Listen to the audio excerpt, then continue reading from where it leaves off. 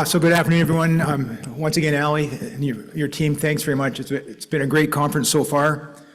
For those of you here last year, I talked about the decision maker's challenge.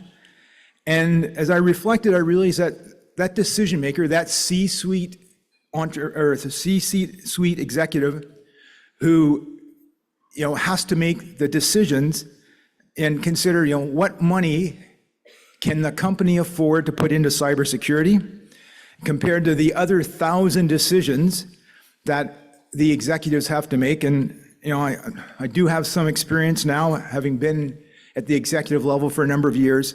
It can be overwhelming. And last year I talked about just how challenging that was. So I decided to take that perspective and say, what's changed between last year and this year? And unlike Frank McKenna, who started out with a very positive view, my view of it hasn't gotten any easier. It's actually gotten incredibly more difficult. It's been a remarkable year. And if you look at from today back 1 year, what's happened? So I decided to call it Rick's Musings in Overtime. And I picked that because when I first got out of the military, as a senior officer, I was given a conflict of interest period, which we jokingly call in the penalty box. And I was asked to do a presentation to a command and control symposium, which was my background in the military, literally the day after I came out of the penalty box. So I called that presentation Rick's Musings from the Penalty Box. And now that I've moved into overtime, because I haven't figured out what retirement looks like, I've just called it that. So I'm giving you some thoughts on privacy, security, and trust, and focused on that decision maker. So this is what I'm going to go through. I will talk briefly about LOE systems. I'll talk about a new Canadian program, but I'm going to focus on the first part of that. Just as a little bit of a background, cybersecurity from an executive perspective is not technology, it's a business. It's a business decision. And I would suggest, even more so than this time last year, that cybersecurity is becoming a social issue as opposed to a technology issue. And speakers this morning have already touched on that. And when I look at some of the highlights of the last year, it's technology is actually the easy part of it. And it's not easy, so that tells you where we are. It's an enabler to business. It can be a discriminator for business. So that's from a business leader's perspective. And again, cyber is just part of the other 1,000 issues that need to be balanced in any organization. So here's the decision maker. Like I say, he's balancing all of these things, and he is or she is not a technical expert. He or she may not have a cyber person in their direct circle. Some of the, many of the bigger companies now have a CISO who sits at the C-suite level. Small and medium businesses and still many large companies do not have that. So you have decision makers who are not necessarily technical, and if they are, they're probably not cyber smart. They might be somewhat cyber aware, and they're being asked in many cases to spend millions of dollars on something they don't understand, that they don't know how it actually translates to the bottom line of the business. And do I spend $1 million hardening my system, or do I drop $1 million to the bottom line to support my shareholders? Those are the decisions that these people are making every day. So again, focused on business, limited understanding, but they do understand the concept of financial risk, they understand the concept of reputational risk, and they understand the concept of legal risk and compliance. So that's a positive, because we deal with it in many different areas. The other thing you got to be aware of, they were scared last year. They're now moving into the terrified category of things like cloud, SaaS, and just the threat environment they're working in. And if I haven't mentioned already, the world's changing. So what's happened in the last year? And I'll delve into some of these in more detail. But clearly, as already mentioned, the media is dominated with cyber threats, data breaches, the risk to businesses closing every single day. We find ourselves in a state of increasing war. So last year we had the Ukraine-Russia war. That has not changed one bit in a year. And we know that cyber is a very active part of that war. And it goes beyond just the war fighting effort. It goes into society at large. This time last year, Hamas had attacked Israel. The response had yet to start. I don't think anyone could have imagined what's happened in the past year. The other thing that we've learned is there is a lot of cyber before and during that conflict. We've also found out that it has huge impacts domestically. Again, something that I don't think anyone would have really foreseen a year ago. The US election, and I'll talk about that more in a couple of minutes, but again, it's in the media, not because of what the policy statements are from the two runners, but it's in the news because of all of the cyber-related activity that's gone on to try to fake out the opposition, if you like. We have the foreign interference in Canada, which again, based on testimony in front of the tribunal over the last little while, we know that cyber was either an enabler or used directly to enable the foreign interference in Canada. I put environmental impacts, thinking not, as was briefed this morning, of the actual dollars and cents, which is, quite frankly, an amazing eye-opening, for me, revelation, but just environmental impact, and environmental incidents that have the impact on our entire, our daily life, especially all the networks and information and media that's around us. And then finally, AI and everything. And again, there's no area where AI can be used positively and more negatively than in the whole cyber domain. So that's, just in big terms, that's what's changed from this time last year to today. And the decision maker is still the same person. So there we are, headlines. There is not a day that goes by that there's not a data leak somewhere. Anyone who does any online activity probably has had their email stolen, their phone number stolen, their credentials stolen. I get notifications all the time because I bought into a service that checks all my accounts, everything, just like I'm sure many others have. And every single week there is something that maybe not a red alert, but it's something to be aware of. And I have certainly learned the value of not using the same password in every system and making it a little more complicated than my name with a capital letter stuck in there somewhere. That's what all Canadians are bombarded with, and that's what decision makers, whether they try to elevate above it, have it in the back of their mind. The Israeli-Hamas conflict. We now know that the 7th of October was preceded by a significant and rather intricate cyber program aimed at confusing the Israelis, offsetting them, in some cases to minimize the impact of systems, things like billboards being changed with dates of events. As simple as that, it changes people's mindsets, and it made people uneasy, and it probably distracted from what was really going to happen. I say we now know that. We didn't know that before.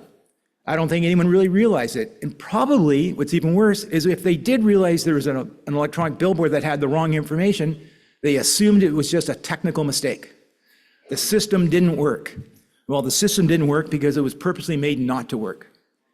And then I say in the aftermath, we know, Israel is well world known for its cyber capabilities. Should have assumed Hamas would be able to take that because Iran is also well known for their cyber capabilities. And every day, each side is using cyber in various ways to try to upset the other side. Again, domestically, I don't think anyone imagined what was going to happen on university campuses across the country. Some in different consequences or significance and degree of size than others. But again, cyber, and I use cyber in the broadest sense. It was the use of social media. Again, passing different messages, using the social media and using networks that are available to influence what others are, Canadians in general are thinking about. So again, something that we hadn't thought about a year ago, but it's happened and it's happening today. There's a poster at the back. I was talking to a gentleman about, deepfake and AI-generated news. I picked this one because I was a little surprised that Taylor Swift was going to actually endorse Donald Trump, but there it was in the news. And it was at least 24 hours, a complete news cycle, until she came out and said, no, I didn't do that. But how many people actually believe that's real?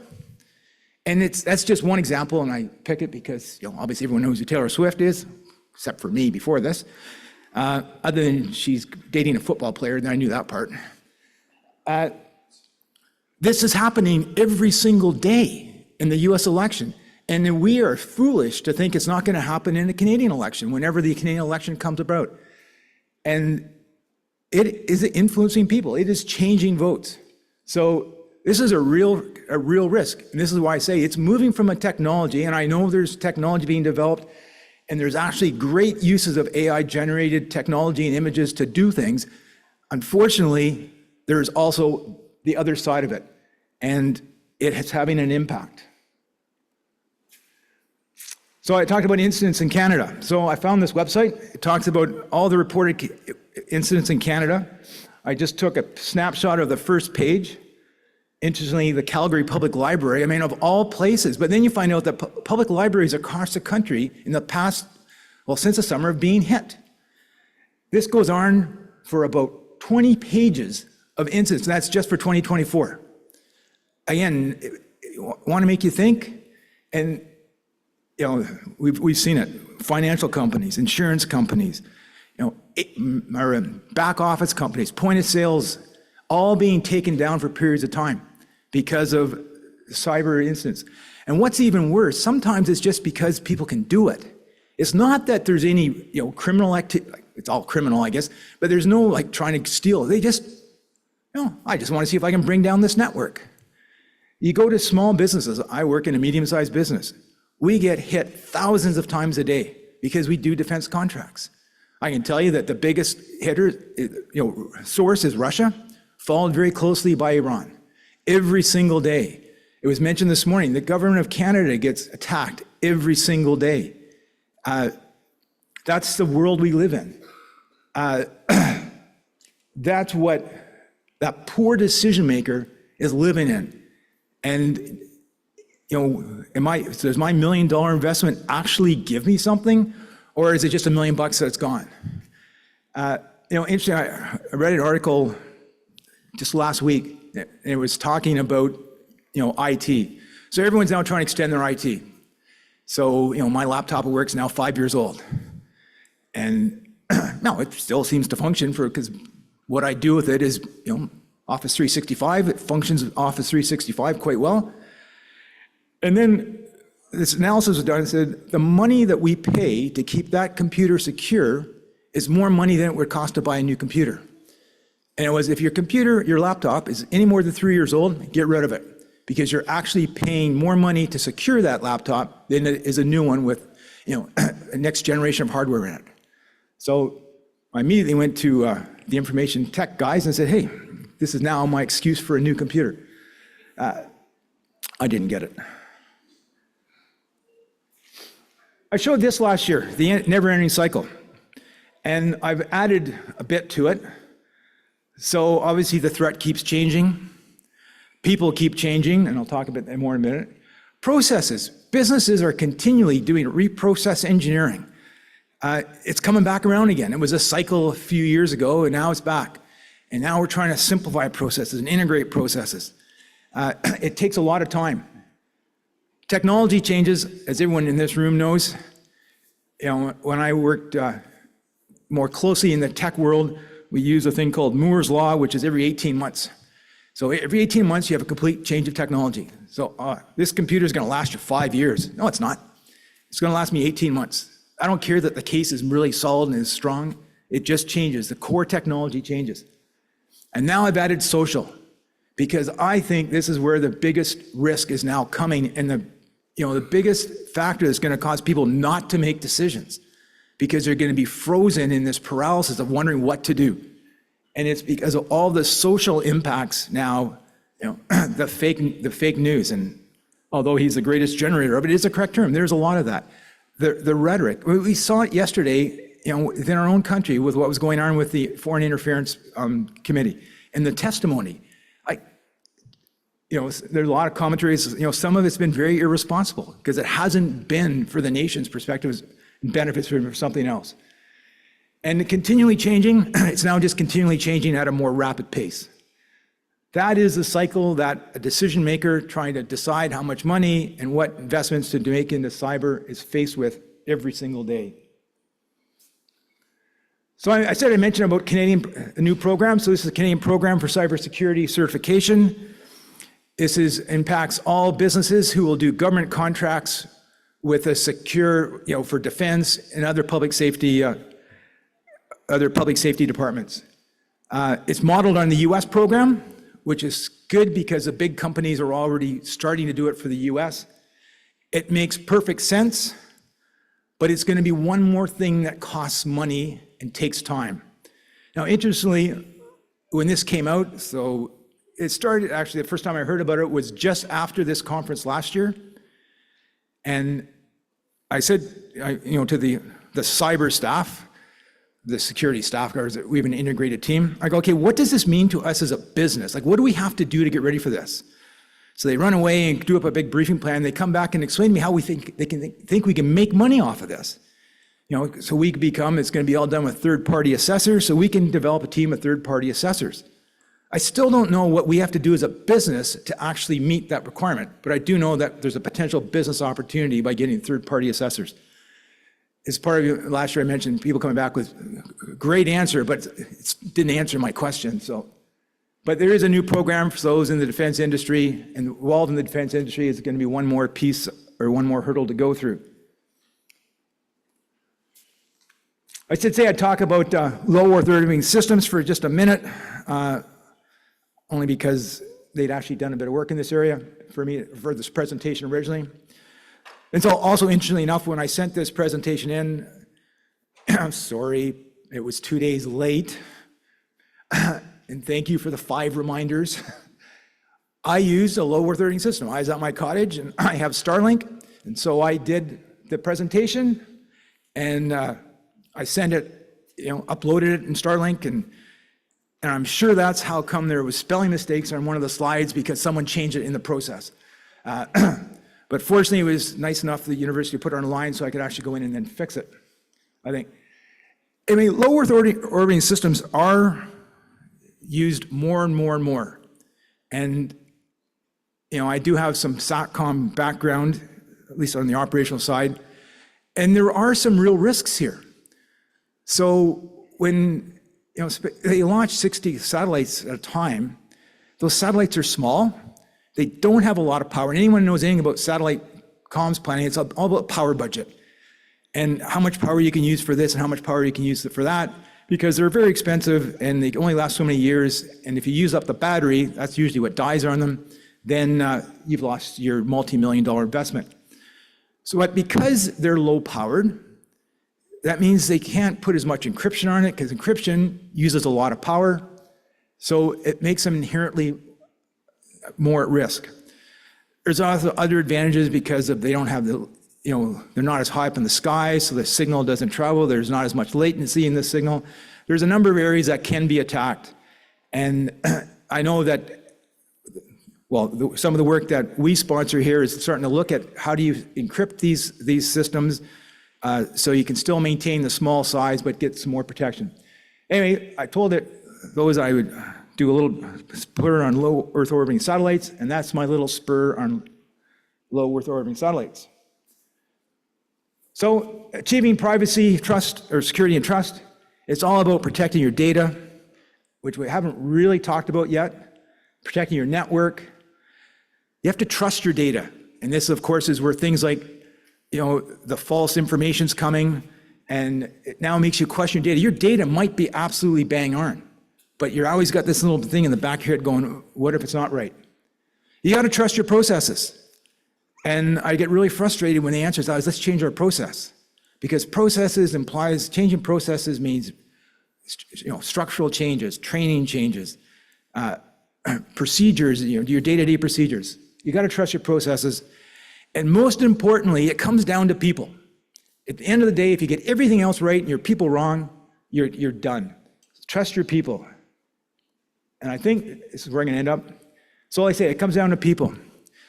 And it's hard.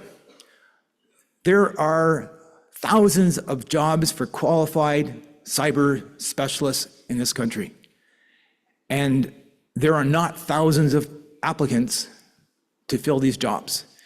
So earlier this morning, they said the universities produced 2,000 cyber specialists, outstanding. The demand is like 150, 200, 250,000. So every university producing 2,000 is a challenge. And so what happens is they get stolen. It's bad for cyber. For true AI programmers, it's even worse. And for a small company, I'm trying to find 2 AI programmers right now. Interview them, they're all set to go. Google comes in and offers them twice the price. There's no way small companies can compete with that. But that's what we're up against. So that was a cyber specialist 2 years ago was like that. It's now the AI person. Gone. Google, Amazon, Microsoft. I got it. They got money, deep pockets, and they can do that. So people is still, in my mind, the weakest link of this whole thing. And anything we can do in the previous panel, I keep telling our team, diversifying a cyber team is actually no more important than diversifying all of our teams. We go to great efforts to make sure our Scrum teams of software development are diversified because it does produce better code. So we need everybody. And if there's barriers, to business leaders, you got to remove them because you're going to hurt yourself. And as I said, and training your people and training is expensive. And it's getting more and more expensive. So I think, seeing how they stopped putting little signs up means I've probably run over my time. So thanks very much for the opportunity to come back. Please keep up the great work. For those of you who are the students of cybersecurity, thank you. Because the demand for more of you is, I don't see it ending in my lifetime, and I don't see it ending in any of your lifetimes. So from a job security perspective, you're set for life. It's going to change every day, so it's going to be dynamic. And I say you are needed. So thank you very much.